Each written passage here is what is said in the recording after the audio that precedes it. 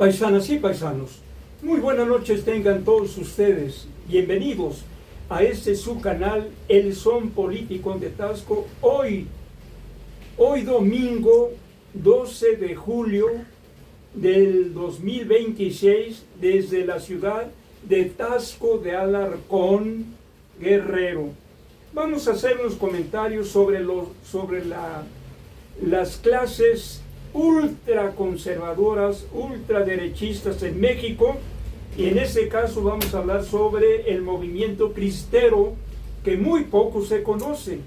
Yo sitúo que los cristeros de allá de 1926 al 29, esos personajes son los abuelos de la hora panistas y priistas. Los priistas de la élite ya se declararon conservadores, ultraconservadores y ultraderechistas. Pero bueno, ni modo, que sigan ahí, que sigan mintiendo y descalificando y con inventos al régimen que representa la doctora Claudia Sheinbaum.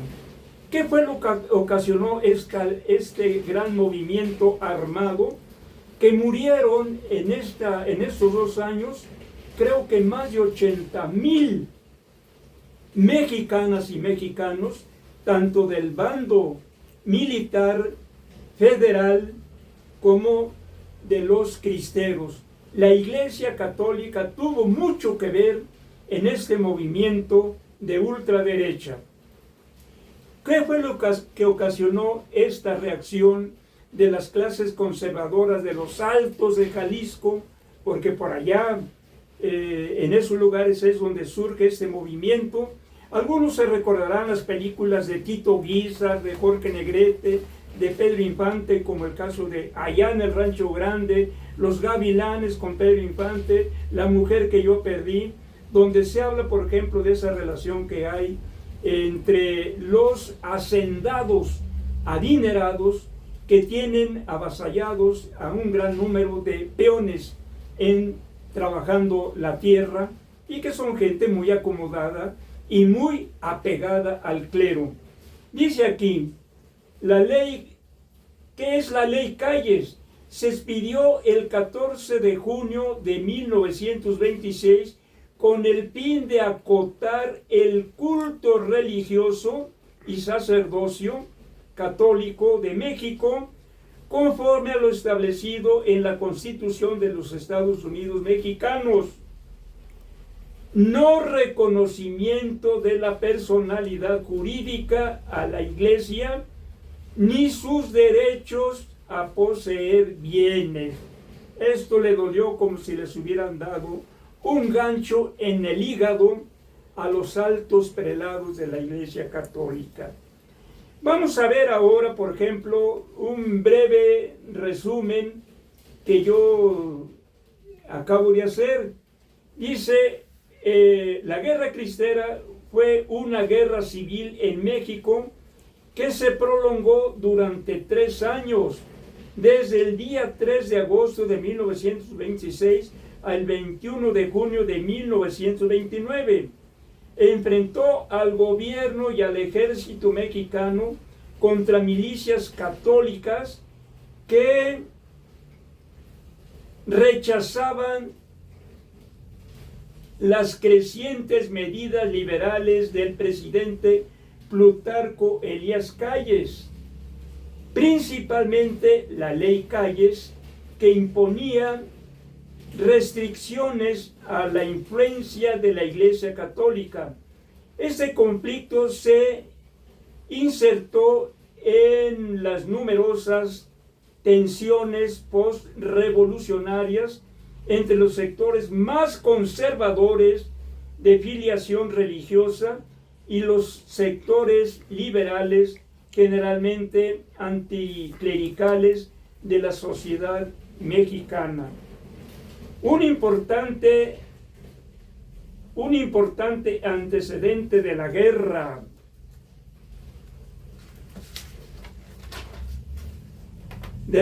cristera fue la promulgación de la ley de la Constitución de 1907, que negaba la personalidad jurídica a las iglesias. Además, prohibía la participación del clero en la política, el culto público fuera de los templos, y privaba a la iglesia de los derechos a poseer bienes inmuebles.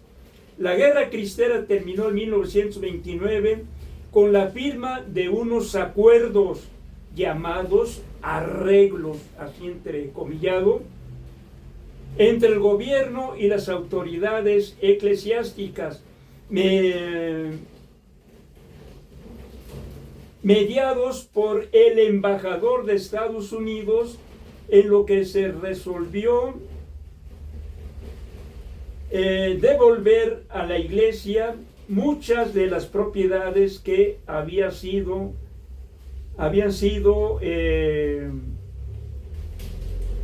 clausuradas, y conceder la amnistía a los cristeros que se rindieran. Sin embargo, no se realizaron cambios en la ley, es decir, la ley siguió.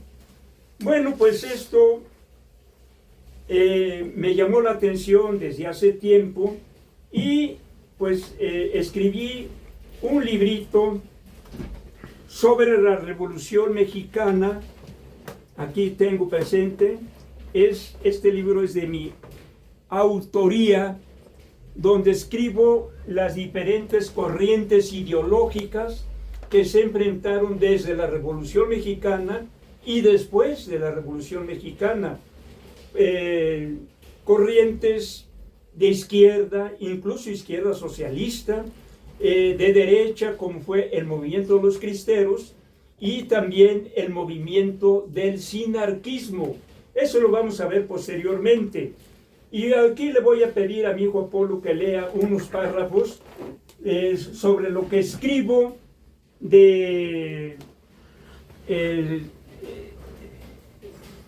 sobre la guerra civil de los cristeros.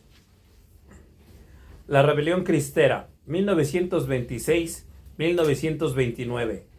En el transcurso de la Revolución Mexicana, se fueron dictando, al calor de la lucha armada, medios locales restrictivos de las actividades de la Iglesia, y esta, en respuesta, promovió la formación de organismos para oponerse a esas limitaciones, en especial la de Asociación Católica de la Juventud Mexicana, entre siglas ACJM. El Congreso de 1916-1917 aprobó disposiciones aún más radicales, y la Iglesia condenó la nueva Constitución, sobre todo el artículo 3º, 5º, 24, 27 y 130, que calificó de opuestos a la libertad religiosa. El episcopado mexicano protestó y fue apoyado por el Papa Benedicto XV. A la mitra obispado suspendió. La mitra es el obispado. Ajá. Suspendió los servicios de los templos en Jalisco y ordenó a los católicos observar luto general con boicot a espectáculos, limitación de compras, abstención de fiestas y uso de vehículos. Se reclutaron obreros católicos para enfrentarlos a los socialistas. Creció la ACJM y surgió la Organización de Damas Católicas. El gobierno del presidente Plutarco Elías Calles decidió hacer cumplir la Constitución, y en 1925 estimuló un movimiento sistemático que proponía crear la Iglesia Nacional Mexicana.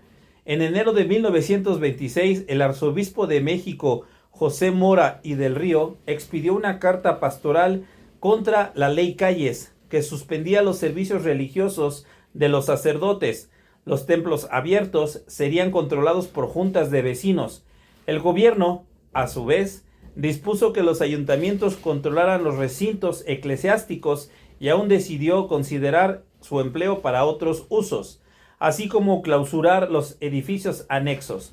El obispo de Huejutla, José de Jesús Manríquez y Zárate, lanzó en marzo de 1926 una pastoral contra la injusticia, agresión del gobierno a la Iglesia y contra las leyes vigentes. Y lo mismo hizo Leopoldo Lara Flores, Leopoldo Lara y Flores, obispo de Tecámbaro. En marzo de 1925 había nacido la Liga Nacional de Defensa de la Libertad Religiosa, agrupación política de la Secretaría de Gobernación, y calificó de extralegal. Muy bien, pues este es unos párrafos solamente sobre este libro que es de mi autoría, y aquí pongo algunas fotos, por ejemplo, de Jacinto Garrido Canábal. Aquí está la foto, también puse la foto de Valentín Campa, líder comunista en México. Incluso incluyo aquí que el 25 de junio de 1929 estuvo en México César Augusto Sandino pidiendo apoyo al gobierno de México para combatir a las fuerzas del ejército norteamericano en Nicaragua. ¿Quién era el líder de esta asociación? Era René Capistrán Garza. Y bueno, pues aquí también pongo a un cristero tasqueño que yo conocí a su hijo, el doctor Alfonso Herrera. Vivió por aquí en la Panorámica, tuvo su consultorio dental, se hizo su casa acá arriba en lo que es el Atache, abajo de donde está hoy en día el Cristo.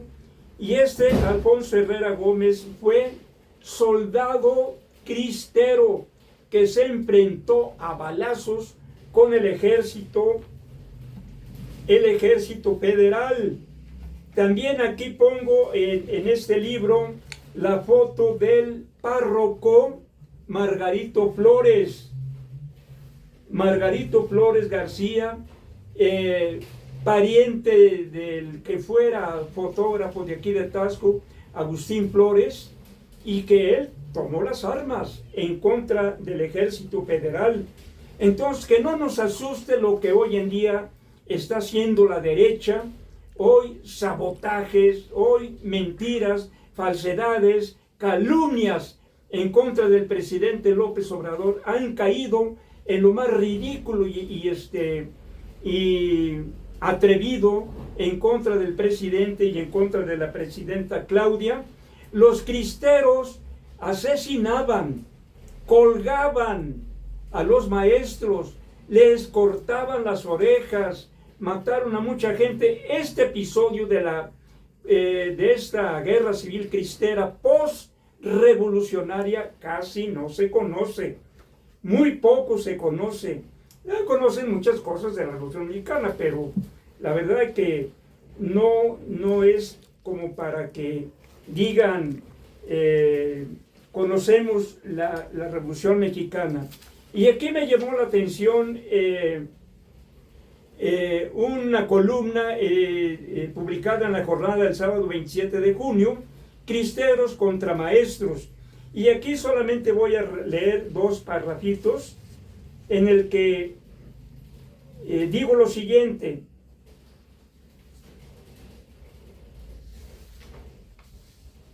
el 20 de noviembre del 2005, dice el autor de este escrito, que fue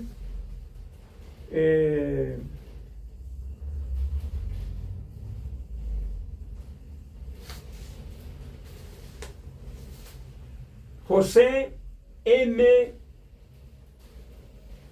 Muriam, escribe este artículo. Dice: el 20 de noviembre de 2005, no sé si para hacer mofa de la Revolución Mexicana o para honrar la memoria del dictador español Francisco Franco, fallecido el mismo día 30 años antes de uno de los hombres que más crímenes cometió con la bendición de la Iglesia Católica. Fueron beatificados 13 laicos por su sacrificio, entre comillas, pero cristeros. 9 de los cuales eran oriundos del arzobispado.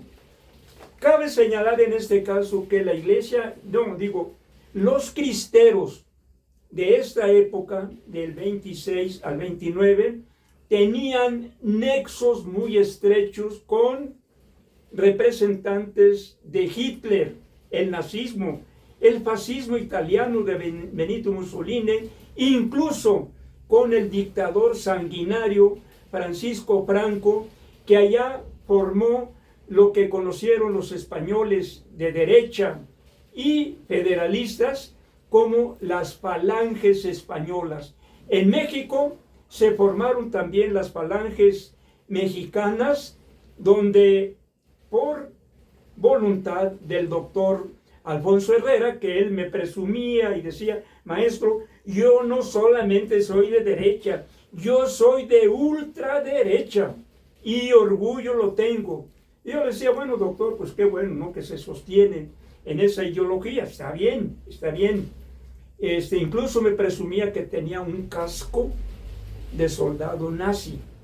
Y bueno, pues con esto vemos que la derecha se ha codeado con el fascismo alemán. Hoy en día están en unión, en una unión política en contra del gobierno de la doctora Claudia Sheinbaum, la ultraderecha española, la ultraderecha norteamericana, la ultraderecha mexicana, la ultraderecha latinoamericana, tratando de hacer quedar mal al gobierno. Hoy en día, los priistas que masacraron en 1968 el PRI, representado en estos por Díaz Ordaz y después Luis Echeverría, mataron cientos, miles de estudiantes, haciendo eco de su chingonería de acabar con los comunistas en México. Entonces, esa es una parte de la guerra de los cristeros que no debemos de olvidar, porque, repito, murieron más de 80,000 mexicanos. Y hoy en día la derecha, la ultraderecha, quisieran que hubiera más secuestrados, que hubiera más asesinados, para que todos se lo echen a la culpa. Por ahí hay un estúpido comentarista que dice que qué chingados, si Claudia o la doctora Claudia no está con los de arriba, qué chingados hacía allá en una comida en el palacio, o lo que fue el palacio de Chapultepec, compartiendo la comida con los hombres de la FIFA. Pero la presidenta ya aclaró que ella fue a saludar a los organizadores del fútbol mundial, pero que no se quedó a la comida. Pero este estúpido ignorante, que le dicen, por cierto, el Miss Clairol, es un hablador bocón ignorante, porque con todo lo que dice no demuestra más que su analfabetismo cultural, su fanatismo en la derecha. Y estos hombres bocones, chismosos, son los que quieren con sus mentiras hacer quedar mal al régimen de la doctora Claudia Sheinbaum. Pero les digo que el pueblo mexicano, aunque les arda, aunque les duela hasta el fondo de la botella, saben que el pueblo está con el régimen de la doctora Claudia Sheinbaum. ¿Por qué? Porque el humanismo mexicano, que se encierra en un postulado que dice: por el bien de todos, primero los pobres. Y la gente que tiene gratitud, que agradece desde el presidente López Obrador y ahora con la doctora Claudia, saben agradecer que hoy en día se apoya desde la gente más menesterosa a los que no necesitan tanto, como gente de clase media. Pero así lo determinó el régimen del presidente López Obrador, y así se sigue haciendo. Entonces, paisanas y paisanos, pongamos en su lugar especial las políticas económicas, políticos, sociales e ideológicas de la derecha que quisiera tumbar al gobierno de la doctora Claudia Sheinbaum, pero no se les va a hacer. Le van a chillar, le van a mover la cola a Donald Trump, pero Trump ni los pela. No, pues ¿cómo va a tomar en cuenta? No? Ni modo que Trump sea un tonto, está medio loco, loco de poder, pero no tonto, porque estos le van a chillar y un día va a decir, estos vienen a lamberme las nalgas porque así es de hablador Donald Trump, le gusta que le vayan a lamber las nalgas. Esto es lo que hacen la élite de la derecha allá en una emisora reaccionaria en los Estados Unidos. Pues no sé qué tiempo llevemos, Apolo. 20. 20. Bueno, pues estos son mis comentarios de hoy. La ultraderecha, los abuelos, así los considero yo, los abuelos de la ultraderecha de los mexicanos de hoy, los cristeros, y próximamente analizaremos, comentaremos sobre el movimiento sinarquista, otro movimiento de ultraderecha. Paisanas y paisanos, son mis comentarios, no sin antes seguirles sugiriendo que adquieran este libro de crónicas de Taxco titulado Mi provincia y yo. Paisanas y paisanos, es todo por hoy. Nos vemos en un próximo programa en el Son Politicón de Taxco con un servidor, el propio Alanís, y en los controles técnicos me apoya mi hijo Apolo Iván. Muy buenas noches y hasta pronto.